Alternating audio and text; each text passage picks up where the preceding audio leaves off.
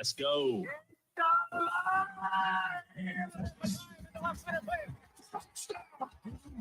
From the fields to the courts and the gridiron to the tracks. Electrifying sports talk from start to finish. You're going wire to wire. With Diesel and Cole Bryson. On the Fan Upstate. We spend a lot of time on this show, Diesel, talking X's and O's, talking football, getting right down to business, talking about the matchups within the matchup, talking about the games inside the game. We spend a lot of time doing that. We're going to spend a lot of time doing that today. We've got 3 guests on the show today, a huge show coming your way, Tolos, and don't you worry. We're going to spend a lot of time talking ball, but not in this very first segment. We're not going to do it. We're not going to do it in this first segment, Diesel. It's going to be wonky. It's going to be different, but that's what we do on this show. Welcome into Wire to Wire. Diesel back to Ingles Market Studio. Did a great job holding it down yesterday while I was a little bit under the weather. Tolos, missed you, but I am back today. Glad to be with you. Diesel, you are in for a treat. The Tolos are in for a treat because that's what we're doing. We're talking about treats in this first segment. What on earth am I talking about? If our local college football teams were game day food items, what they would be. A weird, interesting, twisted type of segment that's going to require a lot of Tolo conversation and interaction at 844-326-3663. So the way this works, Diesel, you and I are going to go through these teams like South Carolina, like Clemson, like your App State Mountaineers, like Coastal, North Carolina, etc. If those teams were game day food items, what they would be, we're really going to need the Tolo interactions. I just don't know if any of these will spark the conversation, Diesel, that mayonnaise does for whatever reason on this show. Well, I am very glad that I ate lunch right before we started talking about this because, by God, if you started the show talking about food and I couldn't get any in my belly, I would spend the rest of the 4 hours in a bad mood because I'm hungry and I get cranky when I'm hungry. So it's different. It's wonky. It's not the norm, right? If Diesel and I stuck to X's and O's every single segment, you Tolos would get bored of it. We're not doing that in this first segment. By the way, we do want you to send your upset picks in. There's no doubt about that. However, if our local teams were game day foods, what they might be. And basically, Diesel, you look at a team, the state of the program, the results on the field, and what dish in your mind would replicate that team. You ready for this? You think we can? You think the Tolos are up for the challenge? This is fun, man. From the creative mind of Cole Bryson. I love it, man. A lot of planning into this. I mean, like a lot of planning into this segment. So let's start with your App State Mountaineers. Okay. Just for those Tolos out there, before we get to Clemson, before we get to South Carolina, so they know what to expect. JB on the YouTube streams already sending in his. I'll get to his comment in a minute. It's funny. It's really, really funny. But he mission accomplished, JB. You understand the assignment. I'll let you have the floor, though, first, Diesel. Yeah. If App State were a game day food, a game day dish, and I put some examples on the rundown. You've got the staples, the wings, the pizzas, the sliders, the nachos. Sure. What would App State be? This was an easy one for me, actually. Okay. So here's how I'm profiling the App State football team so far. It's 2-1, won a game against Charlotte. I mean, everybody beats Charlotte. It's not that hard, right? Struggled against Lindenwood, whoever that is, wherever they are, and then got blown out badly by Southern Miss on their field. I'm going to say that App State is a decent football team. They screw it up a lot, meaning they've had the ball knocked out at the goal line twice from wide receivers' hands, and they fumbled at the goal line, and they've had balls intercepted in the end zone. It's a very easy dish to screw up, okay? Because it happens a lot within this football team so far. I'm going to say that App State are nachos because nachos can be really good, and there's some potential for this team to be really good. By the way, Rashad Dubinion, running back at App State, currently sits at number 4 in the country in rushing yards so far in the season through 3 games. However, he screwed it up at the goal line last week, right? Fumbled the ball, ran back 99 yards. This team is nachos because if you do it right, if you put all the good toppings on top, you layer things in there nicely. You can't just do pile of chips with a pile of toppings on top. You got to layer that stuff in there. If you don't do it right, it sucks because game day nachos, in-stadium game day nachos might be my least favorite food of any game day food ever. Those crappy chips, the crappy cheese in that cheap plastic container that you breathe on it the wrong way and it's going to collapse on you. That's App State football. So App State football are nachos. You know what? That's an interesting one. I like that. I think that's better than anyone. I mean, that was quick too, right off the cuff. I do understand what you're saying because nachos are simple, right? But it doesn't take much to elevate them. I'm with you. Nobody likes the yellow circle tortillas, right? Awful. Well, that cheese and are they even legally tortillas? Is that even legally cheese? It might be like imitation crab meat. Right. Remember that conversation? It might be like imitation tortilla chips. I don't know what they're made out of. They're like little wafers. So what puts nachos over the edge in your mind? Like jalapenos? Oh yeah, you gotta load it up with fresh ingredients. You have to layer it, like I was saying. You have to put down a layer of nacho chips, and then you have to put some toppings on top, and then more chips, and then more toppings, and then more chips, and then more toppings, and you build your pyramid, right? You build your mountain of deliciousness. But if you just straight throw a whole bunch of toppings on top of nachos, there's going to be a lot of nachos at the bottom of that pile that have a 1-0 nacho to topping ratio. You get to that point and you're like, all right, well, I'm just eating plain chips that have just been sitting here soggy for a while. That's no good. Diesel is an App State fan. Where right now, 3 games in, right? What are they, 2-1? 2-1. At 2-1, what are they nacho wise? Are they that plastic crate with just the chip and the cheese? Or are they a little bit better than that in your mind? Yeah, they're that exactly what you just said. Yeah. That's it? They're bad. They're Jeez. bad. Dude, they turned the ball over in the end zone 3 times and got blown out in front of a crowd of like 40 at Southern Miss. Blown out. Okay. They catch those balls, they get into the end zone call. It's like 35-7 at halftime. Ball game's over. Yet they couldn't get out of their own way. It's like there's a force field on the goal line. I can't understand it. I was telling you the other day what happened. Running back Dubinion receives the ball out in the right-hand flat. He's running for the goal line. Trips over his own shoelaces. Falls down. Now, if he just fell down, it'd be fine. But he fell down, and the football landed on the top of his hand and then bounced straight up in the air into the hands of a waiting safety, linebacker, whoever he was, who ran the ball back 99 yards. That doesn't happen. You're supposed to hang on to the ball. If you're going to fall, just fall on your face. And you're down at the 1. Yeah, that is pretty bad. So I love I thought that was well done. I think you did a good job with the nachos. So other teams out there, again, if you just tuned into the show 8 minutes late, we've got some good feedback on this already. We're going to get to the text line. If our local teams, college teams, were game day food items, what would they be? Diesel said App State or nachos. What about South Carolina Gamecock fans out there? Phone lines are open. Text line, Hub City Spartanburgers. Text line's open as well. 844-326-3663. What about Clemson? Clemson fan. What about Bill Belichick's North Carolina Tar Heels? On the Hub City Spartanburgers text line, here's some funny ones. Trey in Kentucky says, Clemson would be a toasted marshmallow. USC would be pork and beans. Now, Trey, can you give us some explanation on that? Who doesn't like pork and beans? I mean, it's fun. It's fun while you're eating them. It's not great for everyone else after. So Trey in Kentucky, I love that you got that in, but give us some explanation. Why is Clemson a toasted marshmallow? What does that mean? Just like past its prime, maybe? Is that what that means, Diesel? Because you know what? If that's what he meant by that, I don't hate that. Is that what it?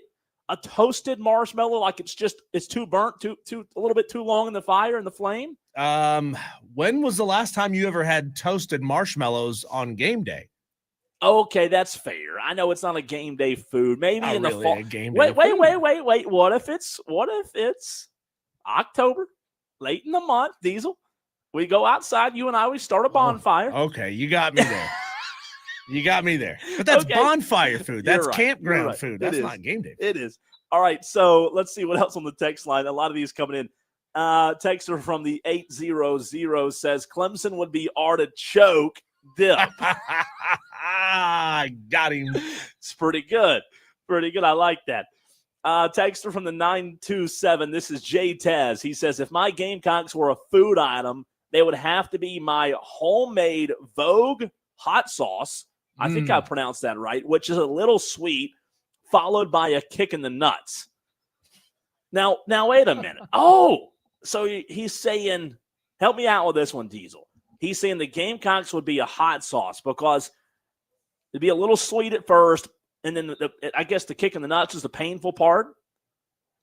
I guess, right? Bam, gotcha. I don't know. Let's see. Corn chip says Georgia Southern is chips and spinach dip, but the cheese on top is burnt and the chips are stale. Ooh, that's good, corn chip. You can't lose to Georgia. That's really good. Because they're not App State. Really good. Let's see here. 803 says USC would be chicken wings because Gamecocks, but you never know what flavor you're going to get week to week. Do you like that one, Diesel? Do you like that? Or is that too? I mean, I feel like you're getting a pretty plain flavor week to week. You know what? If you're South Carolina. Maybe I don't hate that as much. When I first read it, I didn't love it. However, maybe it's grown on me a little bit. The Gamecocks are like wings, right? Because plain wings are just that. They're plain. But Diesel, wings have the potential from going from plain to really, really good, right? With some hot honey mustard. You like the Asian. What do you like? You like that? Well, you've been checking out my search history, haven't you? I'm sorry. I apologize. Let me word that better. Wing flavor. You like the Asian zing? Is that you told me one time? I remember. I do. I mean, I love a lot of different flavors. The truth is, here's the thing, Cole. This may get me banned from the show, and that's fine. I'm willing to take that punishment. I don't like buffalo sauce. Yeah, I don't like buffalo sauce at all. It's just all vinegar. Get out of here. Let's see. JB says Clemson would be a milkshake. Then when you drink it, you realize there's nothing there. That's rough, JB. That's really, really rough. Back to the Hub City Spartanburgers text line. Let's see here. T-Experience says, so why are we giving App State that much credit to be nachos? More like pretzels, peanuts, and party mince platter. Guys, T-Experience taking a dig. Where have you been that has a party mince platter? What are you talking about? Bougie. Pretzels are great, by the way. All types of pretzels are great, whether they're the hard, like crunchy pretzels, or if it's a soft, hot pretzel with a little bit of honey mustard to dip it in, or beer cheese to dip it in. Those things are great. What do you don't be besmirching pretzels, friend. I do love a soft pretzel, man. So here's a good one, Diesel. I'm glad you brought that up with a soft pretzel. Let me ask you this. This question is to you and the Tolos out there. I love a soft pretzel. You do as well. But I do not like a soft pretzel, Diesel, unless it's dipped in mustard. I think a soft pretzel plain. Not even in cheese? I'll do cheese. But I prefer mustard. I think a plain soft pretzel is the nastiest thing in the world. It's just dry. Yeah. So what team would be that? What team would be just absolutely bone dry, but the mustard, the cheese, like you said, elevates them? Oh, Clemson, their offense is bone dry. They've found ways. They need some mustard. Yeah, they need some mustard. They need a little something, right? They need some razzle dazzle. They need Adam Randall to figure it out at running back and really break a couple open. They need Antonio Williams, who, by the way, we found out is probably going to play this weekend. Yeah. Clemson needed him back. They need that mustard. They need the mustard. I like that. Texter says Clemson would be Rocky Mountain oysters, in my opinion. I have no idea what that is. Don't Google it. Really? Don't Google it. But now that you've told me not to Google it, I want to Google it. If you wouldn't have told me not to Google it, I would have not looked it up, Diesel. It's like a teacher saying, hey, crazy. I don't know. Should I Google it? No. No, I don't think you should. Good thing for you, Cole, is they don't sell them at the corner cafe at Ingles Markets. Okay. Otherwise, we'd make you try it. We got a lot of texts coming in. Jeff R. says Clemson is deviled eggs. They think they're fancy, but they're still a stinky old egg. That's funny. Man, there's a lot. 814 says South Carolina is Dippin' Dots. Great excitement, but then leaves my mouth dry and needing something else. That is so true. I thought I was the only one, Diesel, that after you eat ice cream, you're super thirsty. You know what I mean? Like, ice cream's great, but you're super thirsty. I mean, sugary. What kind of ice cream are you? I don't know, man. Ice cream's great. I always need like water afterwards. I'm with the texter there. Texter from the 828. South Carolina, this comes from Mitchell, by the way. South Carolina is cotton candy because they play at the fairgrounds. I like that. Nicely done. Well done. Nicely done. Well played. Trey in Kentucky give an explanation here, Diesel. He said marshmallow for Clemson, tossed on the outside, but still okay on the inside. Pork and beans, he says South Carolina because all gas with no real substance. Mm-hmm. West Virginia fan 214. Clemson would be guacamole because watching them play makes my stomach turn just like looking at guacamole. That's funny. A couple of upset picks coming in. Tiger Pal Rachel says, right now, Clemson is jalapeno poppers. They look good coming out of the oven, taste good at first, but by the end of the game, you have heartburn and an upset stomach. Oh, man. Ooh. He's got rough feelings for Clemson. He's like Nelson. I despise Clemson. I don't even like their kids or their dogs. Nelson, that's funny. 505 says Clemson's like a pizza. It should be really good, but if you get the wrong ingredient, it can be terrible, or you end up with a GW pizza after the first conference game. What is a GW pizza? I don't know. I'm trying to figure that one out. GW pizza. Was that a typo? Was that a typo, texter? If it was, let us know. That's funny. So that is the segment we start the show with. If your team, let's ask Smitty. Diesel, you and Smitty gave me a really hard time last week for asking the question about the number two. Remember the question? Yeah. I remember. Yeah, I was trying to block it out. Did he actually sit next to you in the press box, or, no, or did he I think move he down? was avoiding. That's probably smart. So let's ask Smitty at 4:00 if South Carolina and Clemson, what food they would be, what game day food. By the way, Tolos, upset picks challenge, keep them coming. I see Silly Goose coming in. Let's see. I see Tall Tigers fan 24. How was the turnout yesterday, Diesel, with the upset picks? Pretty good? We did pretty well. As of yesterday, we reached the 97 Tolo mark. Wow. Now we're at 102 Tolos, so that means we need 48 more Tolos to make that goal of 150 by the end of the show. And there's a lot of Tolos who normally pick in this challenge, Cole, who have gotten a little slack the last couple of days, and they haven't set their upset picks in yet. But good news is you got the entire show today to get them in. Let's do it. 844-326-3663. Tolos, like Diesel said, go ahead and get them in now. Let's see if we can break that 40. If you have already got in the challenge, get your wife, kids, whatever, sisters, friends, coworkers involved, and let's hit our goal, man. Let's knock this thing out. Let's do it.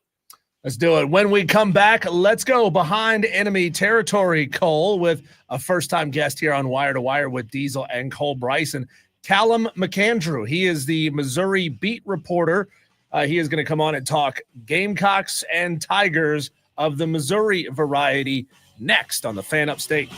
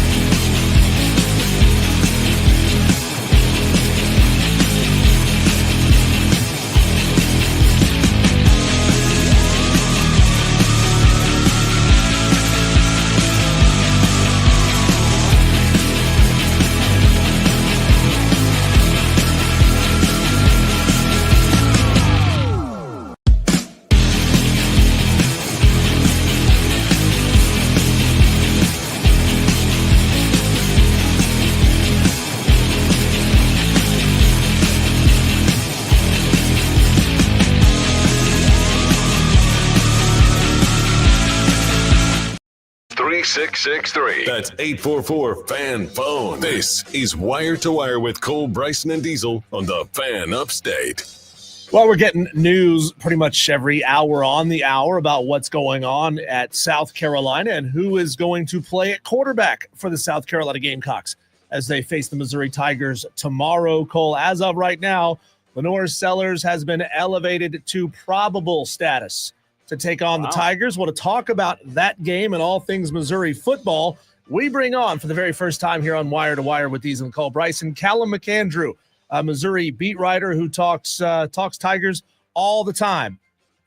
Callum, welcome into the show. Good to talk to you here for the first time. And my question right out of the gate, can you put into words the change in the Missouri program now here in year 6 of Eli Drinkwitz and how things have really morphed and changed in the last, 5 and a change seasons? Yeah, I think you're really looking at the turning point as being a couple of years ago, pretty much this week, a couple of years ago when Missouri beat Kansas State. It was a ranked win. They all got to rush the field, took the fine. Since then, Missouri has been on a tear. I mean, since the beginning of the 2023 season, they're 26-5 record. They've won a ton of home games in a row. It really has been a pretty rapid rise. You look at guys like Luther Burden and Brady Cook, who were able to sort of be the agents of change there, and they've managed to sustain that success with some pretty good portal work. Pretty decent start to the season here. Obviously, this is the first really big test that Missouri has had this year. They beat Kansas in week 2, but still not sure what to make of that Kansas team. This is going to be the big one for them this Saturday. Callum McAndrew, you can give him a follow on Twitter, on X, at @C_McAndrew95. Callum, it's Cole here. Appreciate you hopping on with us. I've got to know, because I'm jealous, number one, and I love it. Tell us where the accent's from, man. You don't have the southern redneck accent like I do. Obviously, it's a little bit different to the folks listening here in South Carolina. Where's the accent from? We got to know.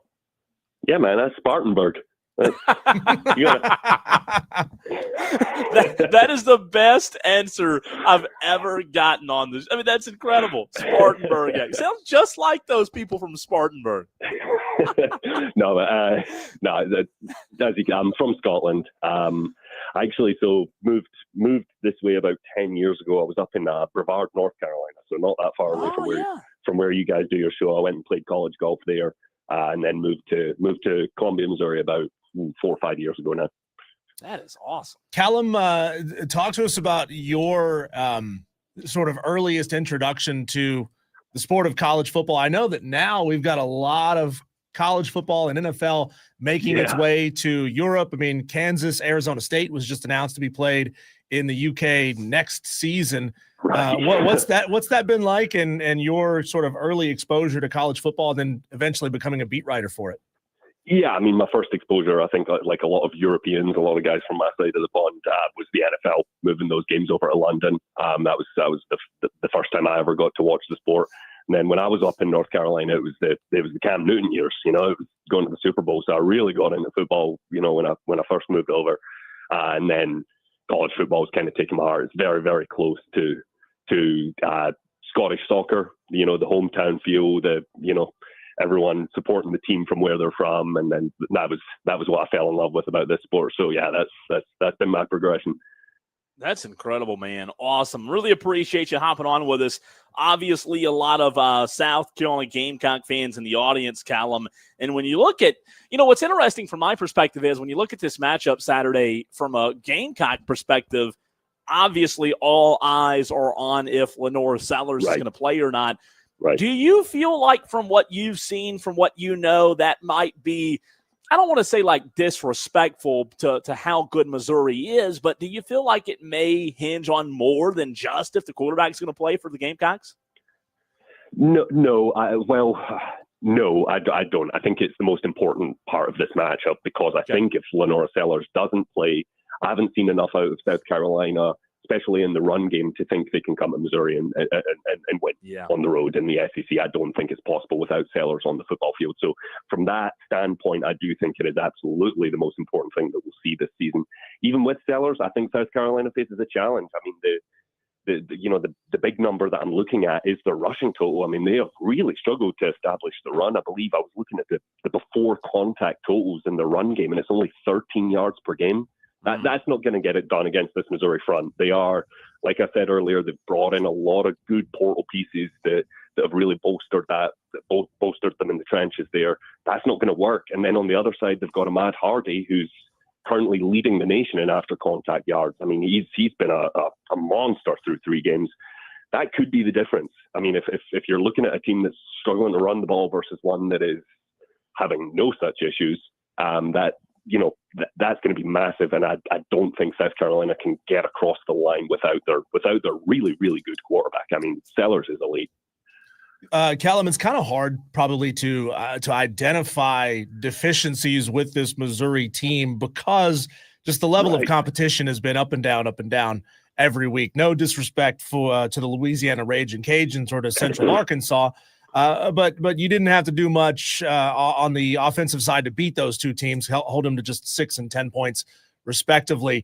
But in those 3 games, what have you seen that may present some deficiencies for Missouri and then turn into opportunities for South Carolina? Where could South Carolina hurt them? The most glaring one to me, I'll give you one on both sides of the ball. The most glaring one to me is up front along the offensive line. Missouri in fall camp moved their All-American left guard over to left tackle. He's clearly their best offensive lineman. So, I mean, it was a pretty strategic move, I think, on that front. But that did create a little bit of musical chairs there. They had to move their right guard over to left guard to replace him. They had to elevate a backup to come in and take the right guard spot. They already had a transfer right tackle. So when I look at guys like Brian Thomas and I look at Dylan Stewart, that's an opportunity for South Carolina when there are still questions about this Missouri team in pass protection, about keeping Bo Prabula clean. They've been mostly good, but like you said, Louisiana and Central Arkansas don't play a whole lot of defense. Even Kansas doesn't play a whole lot of defense. So this is going to be a real test for them. Over on the other side of the ball, Missouri has really struggled for the past couple of seasons in zone coverage against mobile quarterbacks. This is where Sellers comes in and why he is so important to this matchup. Mizzou has had a little bit of a lack of discipline there when they went biting a little bit too early, when it looks like the quarterback's going to take off on a scramble, take off on a designed run, and leaving open receivers downfield. It's hurt them quite a few times in the past couple of seasons. So I think those are the 2 main areas where, when you're talking about guys like Dylan Stewart on the defensive side, when you're talking about guys like Nick Harbor, that's where South Carolina could really hurt Missouri. And it's 2 of Missouri's biggest weaknesses as well. So that's going to be an interesting game of cat and mouse to me. We're talking to Callum McAndrew. He is a Missouri beat reporter up that way for the Columbia Tribune. It's the Columbia Daily Tribune, daily newspaper in Columbia, Missouri. It's interesting. You look at a guy like Bo Prabula, who's had a really good season so far, man. 791 yards, 7 touchdowns, 1 interception, taking care of the football, and a QBR 13th in the country at 84. What is it from what you've seen? A lot of Gamecock fans will see Bo on Saturday for the first time this year. What in your mind makes Bo as special as he's been thus far? Well, he's been really impressive so far. And again, we have to talk about the quality of opponent that they faced. Sure. But it's been more what Bo himself has done to put himself in positions of success that I've been impressed with. There were so many questions because he was the backup to Drew Aller at Penn State.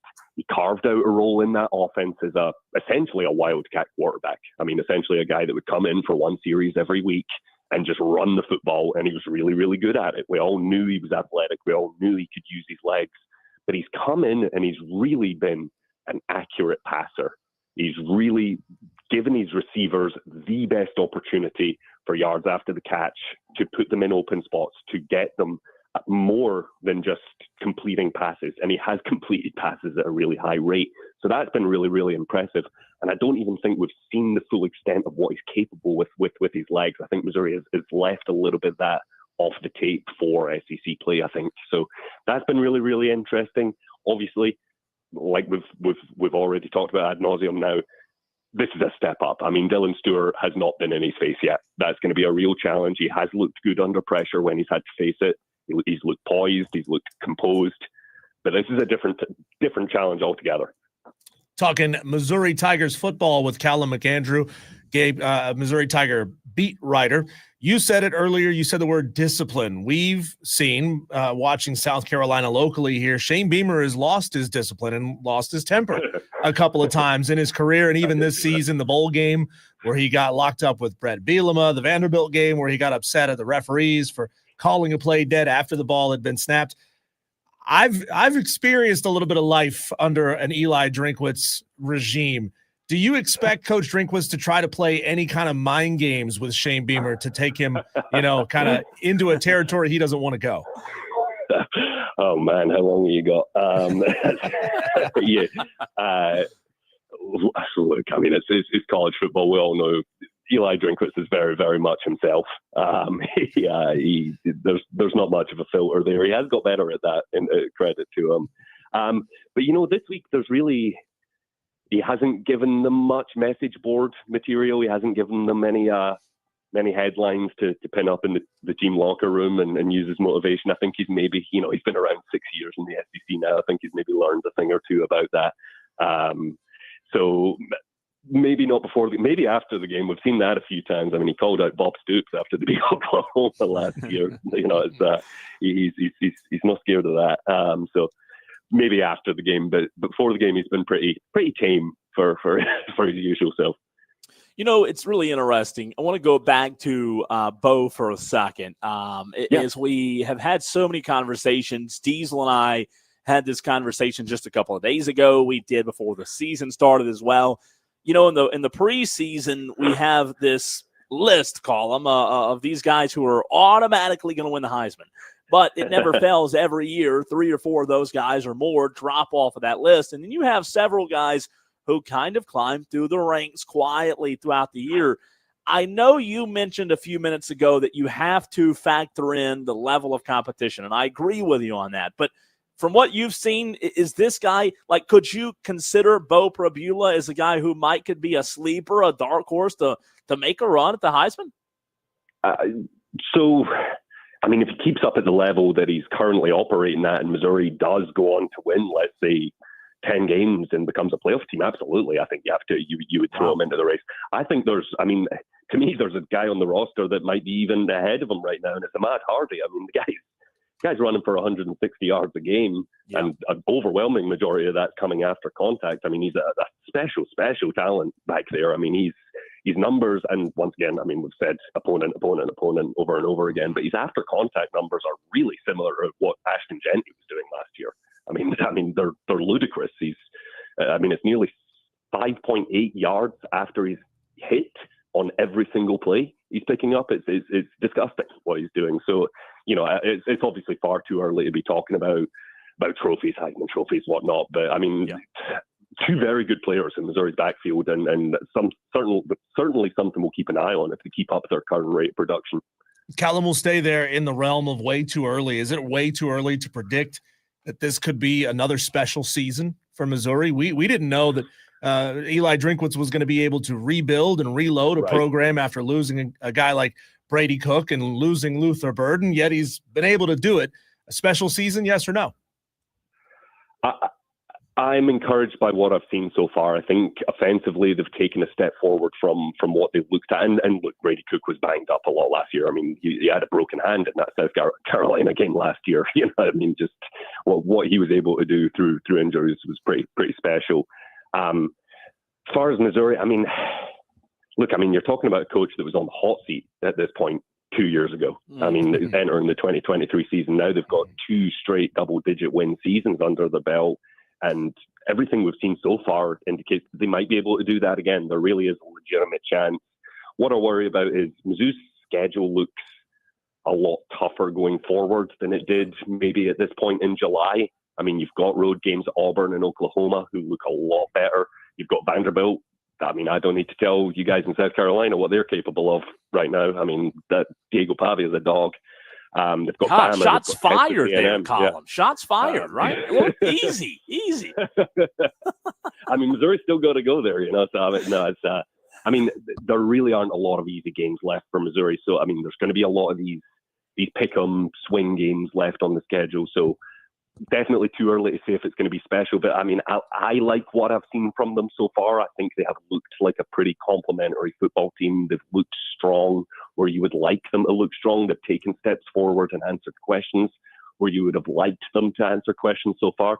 So if they can keep developing, I see no reason why not. I think the goal absolutely for them should be to try and get in that 9-10 win range and see what the committee says, at least ask the question.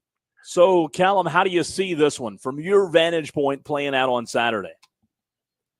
I think based on the very contrasting numbers I've seen in the run game, and there's, I mean, I think Rasul Faison's an excellent player. I think if he can get some push up front, he's probably going to show that at some point.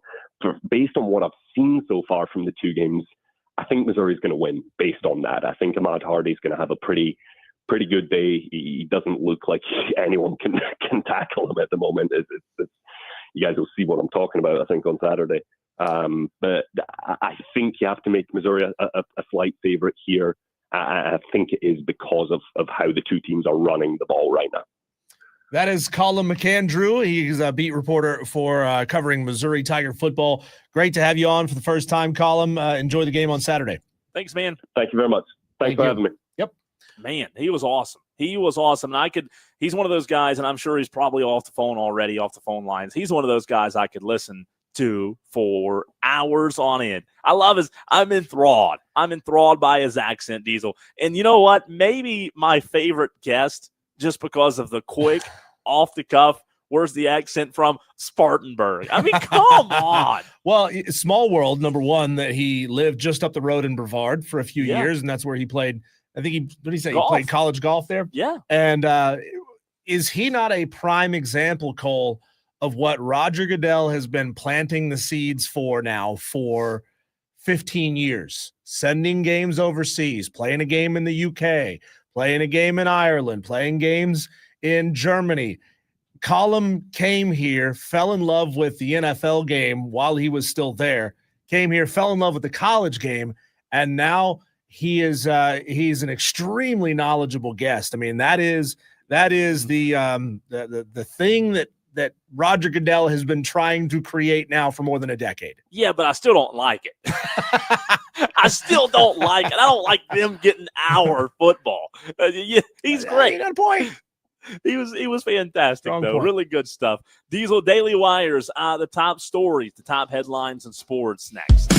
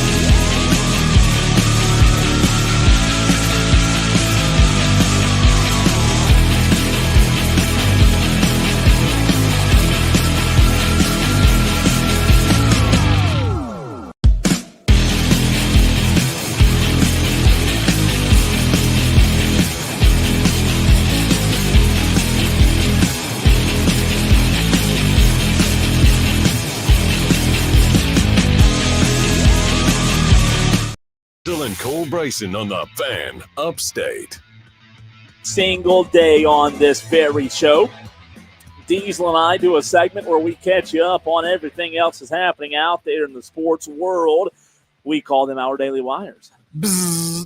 It's the buzz that's happening right here in the upstate, nationwide, worldwide. Last night, Diesel, on Thursday Night Football, the Buffalo Bills defeated the Dolphins 31-21. Miami tied the game with 12:18 to go in the fourth. Tyreek Hill, 5-yard reception. The Bills scored 10 unanswered.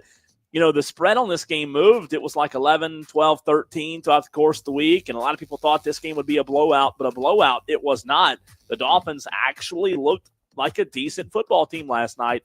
However, they're 0-3. Oh, yeah. 0-3.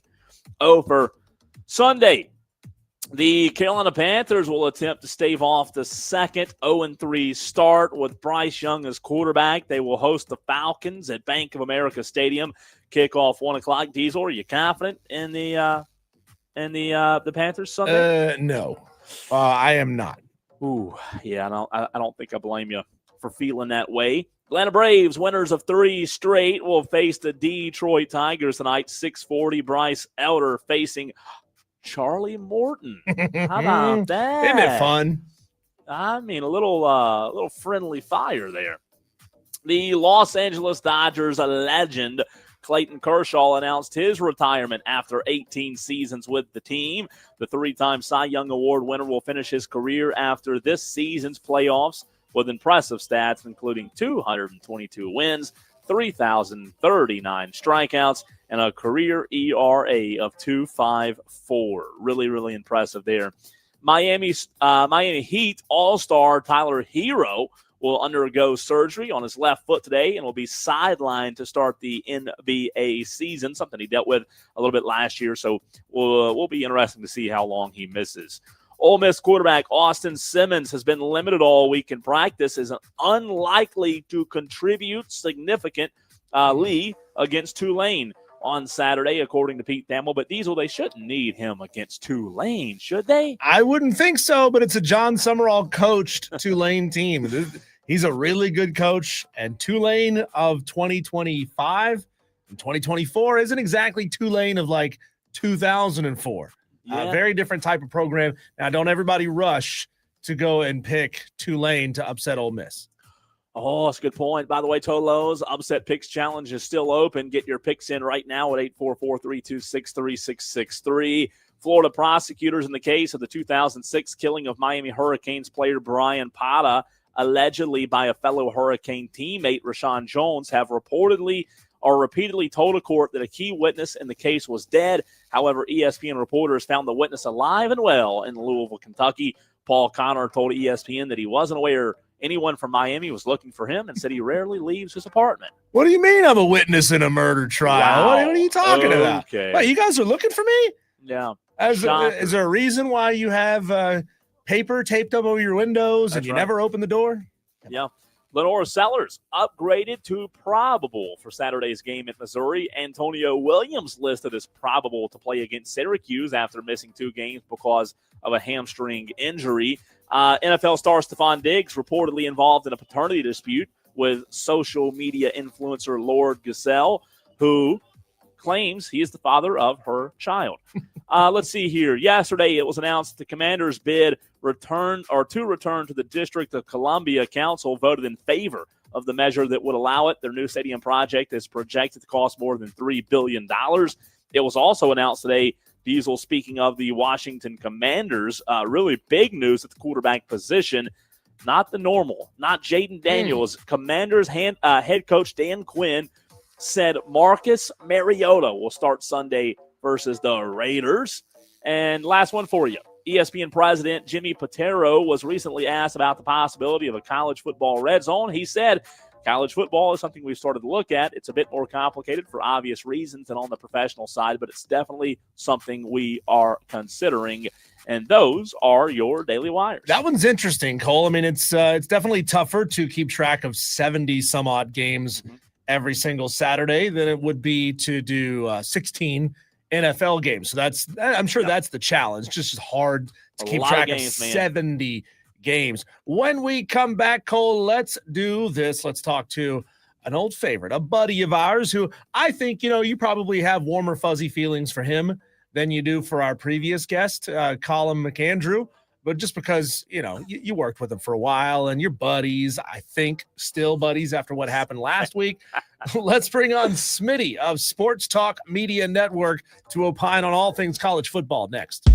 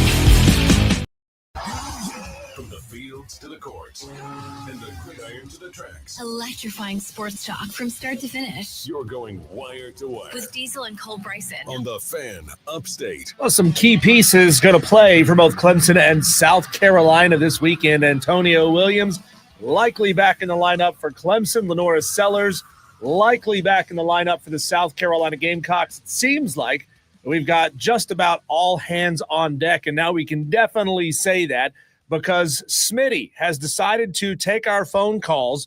Again, it was a little up in the air as to whether or not Smitty would, considering what he faced to start the interview last week. But Smitty, we appreciate your time as always. Let's jump into it like this. Dabo Swinney talked about standard this week. Maybe you saw it, that 13-minute diatribe he went on. Something that is pretty standard when it comes to college coaching is pressure. Ryan Day faces pressure. Chip Kelly faces pressure. God knows Billy Napier faces pressure. So why does Dabo feel like he shouldn't face pressure of tough questions?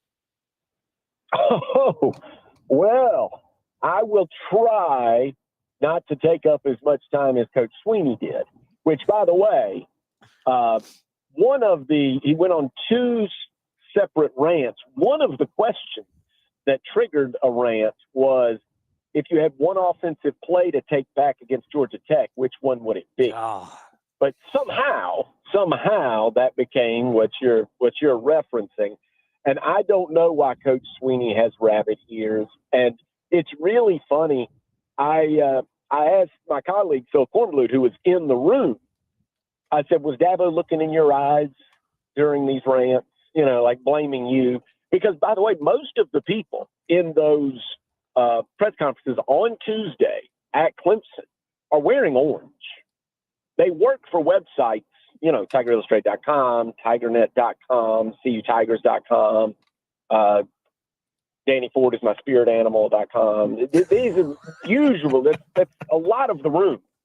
Well, Phil is one of the few that is not covering Clemson specifically, but covering both Carolina and Clemson. And I asked him that, and he said, oh, yeah, he was looking right at me. But I think Phil means it lightheartedly. I'll say this. I don't think Dabo is talking, Coach Swinney, I should say. I don't think Coach Swinney, and I'll give him his respect. That's what he wants, and I'll give it to him. He's a two-time champion. He's a football Hall of Famer, college football Hall of Famer as soon as he walks away. I'll give him his respect. What I don't understand is where the rabbit ears and the sensitivity really stems from. And all I can think is I'm not going to take this seriously as a member of the media. I think he's talking about message boards or something, or boosters, because a lot of the people, is Cole with us? Cole, you here? Yes. Okay, for now. Cole, I think most of what has been done this year in terms of getting on Coach Swinney at all has been from people like you who, like him, holds Clemson to a very high standard. You had picked Clemson to win the national championship. And I would bet most of your criticism as they've started 1-2 is not really directed at Coach Swinney as much as it's been at Kate Klubnik, at the lack of push along the offensive line, maybe some play calling with Garrett Riley. Am I close? Is that it? I'm going to guess you haven't taken a blowtorch to Coach Swinney and his legacy, and that's all I'm hearing is that everybody's kind of disappointed in the play of Kate Klubnik, that the offensive line and the run game hasn't gotten going, and that Clemson, with the way they recruit, should be better, and the schedule they play should be better than this. And that's really, and I think all of that criticism is completely fair, especially since they had so much returning talent and so many people in the media, and you aren't alone in this, Cole. We're picking them top 3, top 5, top 10, and now they don't look like that. Yeah. So try to answer Diesel's question, I have no idea. I have no idea why anybody making this much money, $8+ million a year with 2 national championships and one of the most loving, forgiving fan bases out there that absolutely worships him. Everybody thinks he's going to get it right, if not this year, then down the road for Clemson. So I'm not sure where the sensitivity came from. I don't know what triggered this. I don't know if he's trying to fire up his players, but I'm trying not to take it like I'm saying anything, because I'm kind of like, I think most people, which is Clemson, is very good, but not great. And I'd like to hear if he has a different opinion than that, because I think all you can say after a 1-2 start and the way they've looked, that this is a Clemson team that could get it together, turn it around, and challenge for an ACC title. But they are not national championship caliber. And I hope he doesn't believe that's me ripping him. That's just me going based on what my own two eyes have told me. And I think his own two eyes are saying the same thing, telling him the same thing. But Smitty, don't you agree? And if you don't tell me here, don't you agree that moments like these are why people talk about him like they do? Like, he gives people so much ammunition. It just sounds silly. And I know, to your point, all the people in the room wearing orange and the SID, everybody's praising with their hands in the air. I mean, it's just a bad look. And I don't think he'll ever he doesn't care. We know that, but he just gives us so much ammunition, doesn't he? Yes, but the people that back Dabo Swinney love this. They love this. I hear all the time from people, because I will say, if they ask me what I do for a living, and I end up going to Coach Swinney's press conferences often, and sometimes Coach Beamer's often, and I'll tell them kind of what I do for a living. And they will say something like, oh, well, I'm a Georgia fan, but I really like that Coach Swinney. And usually that is because they share a similar worldview, and that maybe they feel like, Dabo Swinney has come out and said, I don't want players to get paid a bunch of money and it turn into pro leagues. And I don't believe in going into the transfer portal. I believe in loyalty to the program and those kind of things. And I think a lot, and that resonates with a lot of people. And not even to mention, by the way, faith element and that kind of thing, because he mentioned that in his press conference. And I think a lot of people, that resonates with people. Yeah. And they don't, like you and like me, however, listen to the entire hour. When you listen to the entire hour, it can be tiring. And I know people are going to get on me for even saying this, but I've been saying this for years.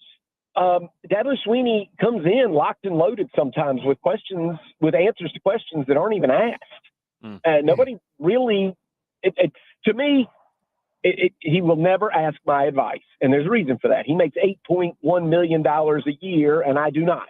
So there's a reason he will never ask my advice. And when somebody asked Coach Swinney and said, hey, is the pressure getting to you? I would tell him to answer that question.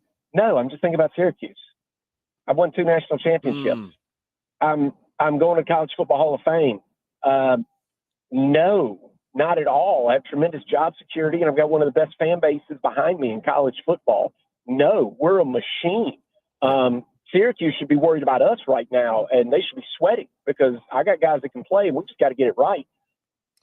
I don't know why that's not his answer. I don't know why he feels the need to defend himself and act like he's the people are trying to take his job away. That is beyond me. Nobody's trying to take Coach Swinney's job. And I would just say, as somebody that I do not cover Alabama, I do not cover Florida, I do not cover LSU, I do not cover Ohio State, but just looking at those jobs from afar, try being Ryan Day. They had already written columns. I know people in the media had written columns about who will be the next Ohio State head coach after he lost to Michigan last year, and then he won the national title like 4 weeks later. That happened. That was real life. Those columns are not coming out from legitimate sources against Dabo Swinney. I think people might be talking about, is this Garrett Riley experiment working? People might be asking why Kate Klubnik is not a Heisman contender, as we were led to believe in the preseason. I think people are writing those columns, but nobody's really getting after.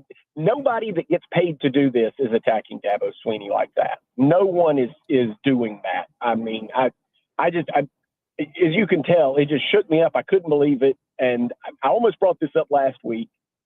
Sometimes I wish he would be a little bit more like some other guys. Brent Key, leading into the Georgia Tech Clemson game, Brent Key, the head coach for Georgia Tech, did a 7-minute press conference on Tuesday. Last Tuesday, 7-minute press conference. This past week, Dabo Swinney did an hour-long press conference.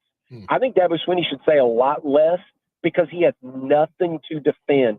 2 national titles, and he just said they've won, 8 out of 10 ACC championships. They go to the playoffs almost every year under him. You can just load the accolades up. The problems at Clemson are not with Dabo Swinney, and he should know that. The problems at Clemson are, for some reason, the line, the quarterback, the receivers, and the offensive coordinator haven't clicked, and maybe they will. But he can say that's going to make everybody eat crow, but not really, because I don't think anybody's really thinking he can't get it together and win 9-10 games and win the ACC. He can, but I will stop short of saying he's not going to challenge for the national championship this year because they don't have the talent level right now of Ohio State and Penn State and possibly one of the better teams, whoever comes out of the SEC, whether it be Georgia or somebody else. And that's, look, if he wants to rip me for that, or any Clemson fan wants to rip me for that, that's fine. I'm trying to tell you what I think. You know, Smitty, yesterday I had David Cohn on the show. You may know David Cohn from the show Crane and Company. He was a quarterback at Michigan about 20 years ago. And I asked him the question, if Dabo was serious about this and he really said, okay, you're not happy with me, I'm out, I'm going somewhere, with all the trappings that come with Dabo Swinney. And we know you just went over what a lot of those are. He's not going to use the portal. He's a little bit arrogant at times and all those things. How many programs across college football would really, fall over themselves to go get Dabo Swinney? He said outside of maybe 3, all of them. It's unless you're talking about Oregon, Ohio State, and maybe 1 or 2 others, everybody would fall over themselves to go get Dabo Swinney. And that even entails you're a college football playoff field contender, but you're not really a semifinal or a championship game contender. Yeah, no, you're absolutely right. Everybody would take, almost everybody, as you just pointed out, almost everybody would go at, that's not set up with their coach and those kind of things, would go after Dabo Swinney. I completely agree with that. And I don't think it'll ever happen. And the problem that everybody would face if Coach Swinney went somewhere else, because Clemson is a unique animal, and this is for good and for ill. It's a unique animal. If Coach Swinney went somewhere else, the problem he'd run into, let's say he was hired at his alma mater. They fire Kalen DeBoer. He gets mad for some reason, and he ends up taking the Alabama job. The issue with that becomes Alabama fans would look at him and say, well, you haven't won anything for us. So he wouldn't come in with that same level of respect. Because, by the way, Kalen DeBoer was one of college football's best coaches, an absolute star. And he showed up at Alabama, and they crossed their arms and said, well, we'll see. We'll see. You better be Nick Saban or Bear Bryant, because that's our bar. If you're not them, we think you're trash.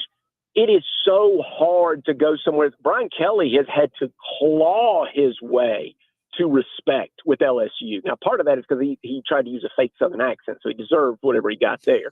But he had to start winning. Marcus Freeman, they were crossing their arms at Notre Dame, and then he took them to the national championship game. So the problem is his resume is so hallowed at Clemson. It wouldn't work the same way if he went somewhere else. He'd have to win first before he felt that love, even though he's a 2-time national champion. It's just the nature of the beast. And you say it's just a weird place that we're in. And if he went to Alabama or anywhere like that and said, okay, we're going to do things differently, I'm not going to go to the transfer portal, they wouldn't even care about the winning or the losing yet. They would riot over that. They would riot if he didn't go into the transfer portal and try to fix a left tackle problem in the offseason. That's how seriously they take it. But at Clemson, they trust him. They trust Coach Swinney that he's going to get it right. And that's why I was so surprised that he seems this passionate. Somebody really said something to set him off. And I have no idea what that could have been. I don't know if it was a booster or a message board or what he read, or did a writer write something that I'm not aware of. But he just absolutely went scorched earth. And it's just shocking to me, because I feel like every time I walk on Clemson's campus, they're ready to build the statue. They love him. And I don't see where he feels like he's being disrespected there. Smitty, let's start, or let's go to how we started the show today. And this is not a question like last week. I promise I'm not going to do that anymore. I know you reprimanded me. You sent me that long text message over the weekend. I'm not going to do it. However, a fun conversation this time. If Clemson and South Carolina, I'm going to put you on the spot and see how quick you can be off the cuff. If Clemson and South Carolina were a game day food, We had like 20-plus texts about this in the first segment, probably more than that. If Clemson and South Carolina were a game day dish, which would they be? For example, Diesel compared his App State Mountaineers to nachos. They can be good. They have the potential to be good, but right now they're the game day nachos that you get in the little stale plastic container, the nasty. You know what I'm talking about. Clemson and Carolina, what game day dish would you categorize them as today? Okay, South Carolina is clearly like a very spicy 7-layer dip, because when it's just right, it can excite the fans. And everybody said, have you tried the dip over there? But by the same token, it can give you indigestion. And everybody's running to the bathroom in 30 minutes. I mean, bad 7-layer dip. It's 7 times, right? 7 times bad. And that was South Carolina against Vanderbilt. And that's not and I mean, you can go back through the history of South Carolina. I hope the Gamecock fans are not insulted by this at all. You just go back through the Gamecocks history. They give their fans indigestion. There is they need to hand out Rolaids walking into the stadium, because it is a tough trip to be a Gamecock fan. I'm trying to think with Clemson. Clemson, I don't want to go back to the whole, you remember the Clemsoning thing?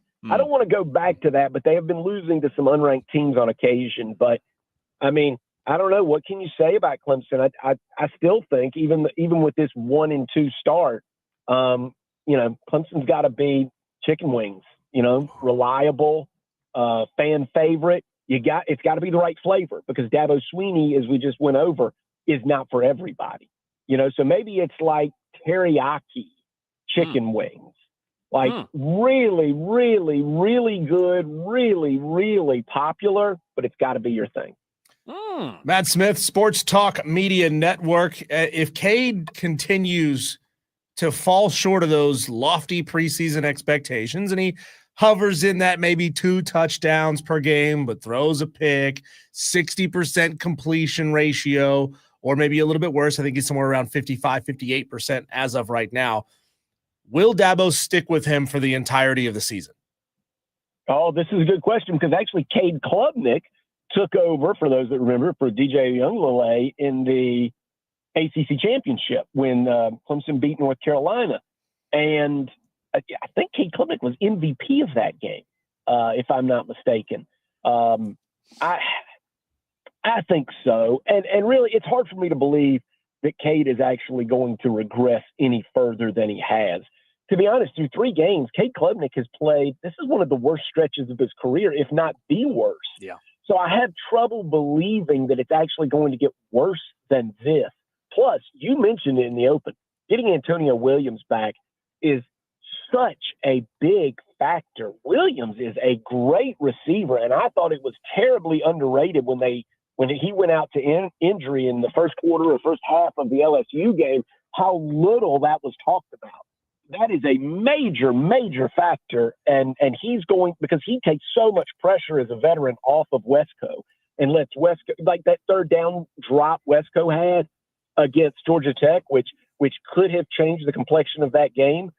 That pass is probably thrown to Antonio Williams if he's healthy and in the game. That's who you go to on third down in that situation. So I think major factor, and I think that Cade Klubnik's not going to get worse. Sweeney won't replace him, and I don't think he'll have to. Matt Smith, my last question for you. When you look this weekend, obviously the 2 important games, Clemson's a heavy favorite over Syracuse, but when specifically talking about South Carolina, is this the game for Gamecock fans, much like last week was for Clemson, Smitty, that kind of really sets the tone on how the season's going to go? Because, we all know what Vandy did to him last week, but there's still a little optimism that maybe, they're not going to play Diego Pavia every week. Do you feel like this is the week where we can officially say, well, you as a team, you are what you are, either good or bad? You know what? I won't say that, because I don't know how healthy Lenore Sellers is. it's still possible that they go out there and Mike Shula doesn't want to put him in peril, so they start protecting with tight ends or running backs a little more, or don't run him much. And so I still wouldn't say, oh, that's who South Carolina is, and now we could put it, in ink. This is just what they are and what they look like. I still think you need a fully healthy Lenore Sellers in order to say that. And sorry, I'm going to have to turn my map off. I don't know if you can. It's cutting me off. Please turn left. Please turn left. Yes, I have plenty of bad things to say about Google Gemini, but we'll save those for another show. But so I'm not ready to say that. What is disturbing about this South Carolina team, though, and I was covering that game, Vanderbilt, South Carolina, last week. What I found very disturbing was, and Gamecock fans did not like me saying this on Monday, the fact that they fell apart when Sellers went out with an injury. I thought was very telling. I even mentioned an Albert Einstein quote that weakness of attitude leads to weakness of character. And why that team, and I'm not just talking about the offense, because they put up some yards with Doty, but there were some mistakes, and it was a tough spot for Luke Doty and everything. I'm going to tell you, the way that defense looked deflated after Sellers left, I understand that means, oh, that's how important Lenore Sellers is. Yes, that's true. But the sign of great leadership is also getting your guys ready to play without you. And I'm not picking on Sellers. I'm just saying something was rotten inside of South Carolina, and it was a house of cards. And when the Sellers card was pulled out, they fell apart. And that surprised me. I mean, obviously they're not the same team without Lenore Sellers. That goes without saying. But where was the rally? And again, I'm not putting this at the feet of Doty. I feel like he was, giving them the fist pump, and he was trying to scramble and make some plays. But the defense kind of didn't stay locked in, didn't stay disciplined. I thought that was a bad character game for South Carolina, the way they played in the second half without Lenore Sellers. And that has to be addressed. That has to get better, because guess what? Guess what's going to happen? The SEC's tough. You're going to lose. You're going to get kicked in the teeth. How do you respond? And they did not respond well without Sellers. They need to do better with that, because with or without Sellers, that can't be the case. They can't lay down against anybody. Smitty, you sit at 7.5 points in the Upset Picks Challenge presented by Ingalls Markets. Not to put any pressure on you, but the leader has 42.5 points. So you're 35 points behind the leader right now. Still a long season. A lot of time to make up that gap. I'm just giving you a heads up on what you're dealing with here. By the way, you can find the full upset standings pinned at the Fan Upstate on Twitter and on our Facebook page. But, Smitty, it's time for your upset pick of the week. All right. Well, I guess now that I know that, I'm going to start picking Georgia State and Temple every week. It's funny. Bill Bender had the exact same reaction when I told him that the leader had 42.5. He's like, oh, I'm sorry, what? Well, that's incredible. He actually hired him that afternoon. He actually hired the leader of our Upset Picks Challenge because he's so good at it. Yeah, I'd buy that guy a beer. I mean, that's incredible. So here's what I was thinking. I was really torn coming into this. I'm going to take, and I hate to do this because it's not like I dislike BYU's team. I think BYU has a good club, and I think they're going to have a nice season and all of that.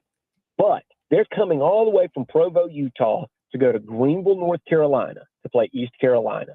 Culture shock. Greenville, North Carolina is not like Provo, Utah, which is, I believe, a dry county. That game's at night. I think East Carolina is a little bit better than they've gotten credit for coming into the year. And they didn't even play that well last week in a whitewashing of Coastal Carolina. So I'm on the Pirates this week to pull the upset over BYU. I like that one, Smitty. I took that same pick. And another reason, BYU is playing a true freshman quarterback in his first road game start of his career in Greenville, North Carolina. Didn't even know that. There you go. How about it? I love the pick. Now, of course, that won't do anything. That won't give me anywhere in the neighborhood of the leader. So but I'm just going to try to win one. I'm just going to try to peck away nickel and dime. It's also worth noting that BYU freshmen are 38 years old, so it's maybe a little bit of a misnomer there to call them young and wet behind the ears. I'm not judging the way they do things at BYU. I leave that. Just everybody. I'm not judging the way Coach Sweeney does things. I like it. I like the way they do things at BYU. Although I did have to turn a couple of Mormons away at my front door the other day. I told them that, I'll quote a couple of Bible verses back at you, and I don't think you're right about everything. But anyway, I'll just Smitty, you're the best, man. That. We appreciate you as always, man. All right. Talk again soon. Thanks, Matt. Matt Smith, Sports Talk Media Network. Diesel, I'm live at Burns High School. You're back in the Ingles Market Studios. Speaking of Burns High School, a big, big night heading our way in high school football. My weekly picks. They're already up on the fanupstate.com. Just a little FYI if you want to take a sneak peek. But we'll go through the games one at a time next right here on the Fan Upstate.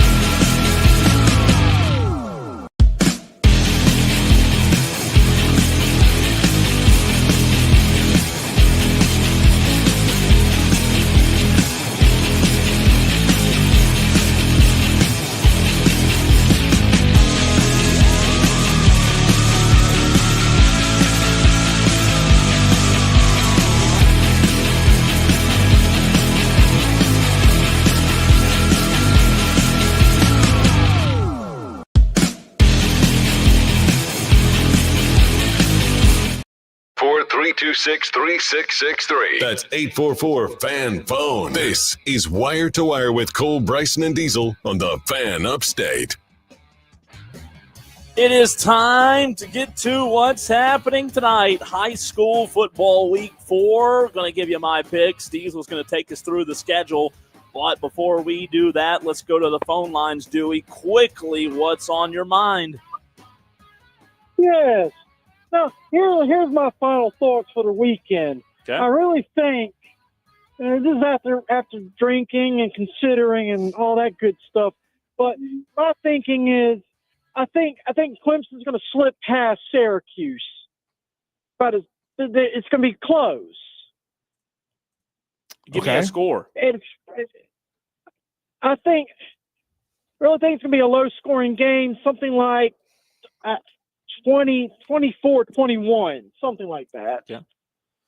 The offense isn't going to be impressive, and the defense isn't going to be good enough just to hold off Syracuse. But Cade's still going to crap the bed. He's not going to improve. I just don't think so. And Dabo is just going to be Dabo. Okay. And probably break out some nerd equipment or something. Who knows? As for South Carolina, if Sellers don't play, Missouri's blanking them out. It's interesting that I think 27-0 if Sellers does not play, because it's interesting that Smitty brought up the fact that South Carolina quit in the middle of the game after Sellers went down. That's exactly what happened. And if Sellers is not there, they just don't have no fight in them. Yeah. But right, Sellers is there.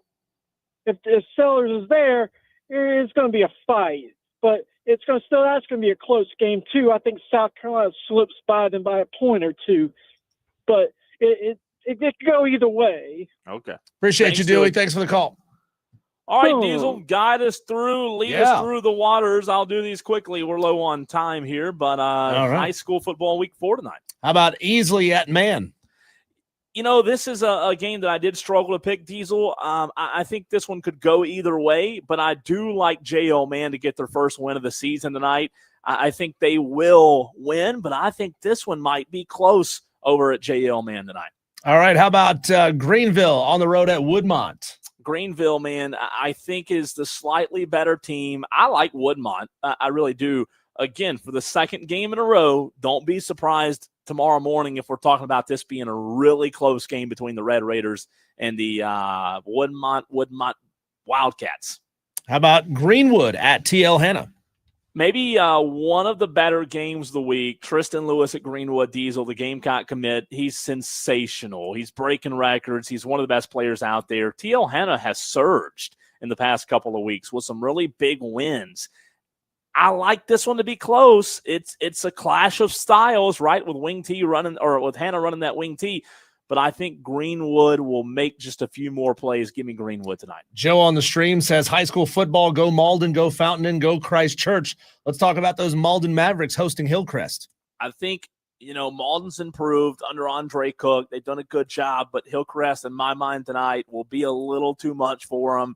I like Jackson Free, quarterback of Hillcrest, to make a few more plays than the Malden Mavericks, and for that reason, I'm going Hillcrest tonight. I'm glad I know this game is at Malden because I have to drive past Malden to get home, so I'll go the other way home, avoid that traffic. How about Boiling Springs at Gaffney, Cole?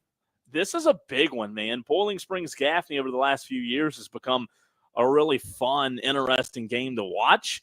Gaffney, going to Banks Boughton at quarterback after Javon Gilmore unenrolled from Gaffney High School. Boiling Springs, not offensively the same team they were last year. This one could be a lot of fun tonight. I do like Gaffney to bounce back, though, after a rough few weeks of turbulence. I like the Indians tonight, but don't be surprised if it's close. Cole, our coworker's son is the starting quarterback for the Wade Hampton Generals. They're on the road at Burns. Yeah, look, Wade Hampton, they've struggled, right, in past years, and no disrespect to those guys, just, being honest. This is only the 11th all-time meeting tonight between the two programs in a series, Diesel, that Burns leads 10-0. I think Burns gets number 11 tonight, and don't be surprised if it's not close. Next up, Riverside at Dorman. A good one. Dorman ending their 3-game home stretch tonight. Riverside, man, they've got some weapons. Ultimately, though, I do expect Riverside to struggle stopping Dorman's ground attack. Dorman's really, really good at running the football, and I think they'll run over Riverside tonight. Give me the Cavaliers. Next up, Spartanburg at Eastside. Eastside's quarterback, Peyton Schrader's good, man. He's really good. They've got a few weapons, but ultimately I think Spartanburg has more talent across the board. For that reason, give me the Vikings tonight. How about Emerald hosting Strom Thurmond? Emerald's good. I don't know a ton about Strom Thurmond other than their year in and year out a consistent football team. Really good football team. So for that reason, give me Strom Thurmond. All right, next up, St. Joe's at Fountain Inn. This one's going to be interesting. Again, kind of a clash of styles here. St. Joseph's, man, running that Eric Nash offense that I think could be tricky for Fountain Inn. But I like Sam Holliday. I like those guys over at Fountain Inn. I think this one will be close. But give me Fountain Inn tonight. Next up, Carolina on the road at Southside. Don't know a ton about either other than they've struggled lately, but for that reason, I'll go Southside tonight. Okay, West Side at Prince Avenue, Georgia. Yeah, speaking of West Side, man, they've struggled as well. Or speaking of struggling, West Side struggled the last few weeks. They lost so much to graduation, and they've been a little bit surprising this year. I like Prince Avenue tonight. How about Berea on the road at Greer? You know, Greer looking for their first win, Diesel. After last week losing to Burns, Berea, I don't know that Berea will be able to go hang score for score with Greer tonight. I think Greer finally gets their first one of the season. All right, Pickens will be hosting Blue Ridge tonight. Good game right here. I think a really good game, underrated game. Two good teams. Pickens is good, though, and for that reason, I do think Pickens will edge them out, but I think this could be one of the better games of the night. Clinton, the home team, facing Daniel. Two powerhouses, man. Two state championship type programs. Going to be a lot of fun. Clinton coming off of a really close win last week over Chapman. I think this one could be close. I really do. But I in the end, I like Daniel just to out-athlete them in certain areas. Give me the Lions tonight. Next up, the TR Devil Dogs on the road at Seneca. Tough one, man, because Seneca scored 75 a week ago. This is a good Seneca football team that Travelers Rest is going up against, and I think this one could get out of hand tonight. I like Seneca big. How about Palmetto at BHP? Same thing here. Again, no disrespect to Palmetto Diesel, but Belton Honeypath just the better team here, and I think this one could get out of hand. Crescent on the road at 96. Interesting game. Crescent, I think, is the better team, and I'll go with Crescent, but don't be surprised if Matthew Bennett and those guys at 96 keep it a little closer. They're going to try to play a little ball control and keep Crescent's offense off the field, but I do like Crescent. Possible upset brewing. How about Walhalla at Liberty? Could be another good one. Another good game tonight. Walhalla's had a good year, man, and Liberty's not a bad team at all. I'm going to go Liberty, though. It took me a few times going back and forth. I'll take Liberty on this one. Okay, Landrum is traveling to West Oak. Man, what a good season Landrum's had under first-year head coach Mike Reed. They've been just sensational, and I think they continue to make waves. I think they get the win again tonight. Christchurch at Chapman. You know, this one intrigues me probably more than any of them, Diesel, because Chapman last week lost to Clinton, but a really tough fight, a really close game, right? And I think Christchurch gets the win tonight, but I wouldn't be surprised to see Chapman win. Maybe Chapman's trying to figure something out, starting to figure out how to score some points like they did last week. I do like Christchurch by a little bit tonight. Close game, though, over in Inman. Next up, the Centurions of Broome at Powdersville. This one could be good. These two teams have a lot of recent matchups, man. It seems like they play like twice a year, once in the postseason and once in the regular season. However, Powdersville, they're on another level this year. Robert Mustard does a great job with those guys. Give me Powdersville. Southside Christian at Saluda. Again, I think another good one brewing, possibly a close game. First-year head coach down at Saluda after Stuart Young left for Lexington. Still trying to kind of find their identity, but I do think they're the better team tonight against a team in Greenville that's going on the road, long road trip. I like Saluda tonight. Cole, what do you know about American Leadership hosting MVP? American Leadership, I believe, has multiple sites across the nation. Almost like a chain restaurant kind of deal, from what I've been told. However, MVP, they're going to out athlete a lot of people. They're really good. I like MVP tonight. Union County's on the road at Chester tonight. Union County coming off a big win last week, but ultimately Chester's a different animal. Chester wins tonight pretty handily. How about Woodruff hosting Chesney? Big, game of the week. Biggest game in my mind. Biggest game of the week tonight. Chesney at Woodruff. By the way, we'll be at the Ingalls in Chesney tomorrow morning. We'll have a couple of players and coaches from Chesney High School on the show tomorrow. Diesel, this is the game of the week. Chesney last year was just tip for tap right there with them all throughout the game. Woodruff pulled away late in the fourth quarter. These are two really good football teams. Brett Chappell, Brett Sloan, two of the better coaches in the area as well. I think it's close again this year, but once again, I just think Connor Davis, quarterback at Woodruff, and those guys, Aiden Gibson, just a few too many weapons, maybe a little bit more depth. Chesney playing a lot of guys both ways. I like the Wolverines tonight in a close one. And last one for you, Cole, we got Central at Blacksburg.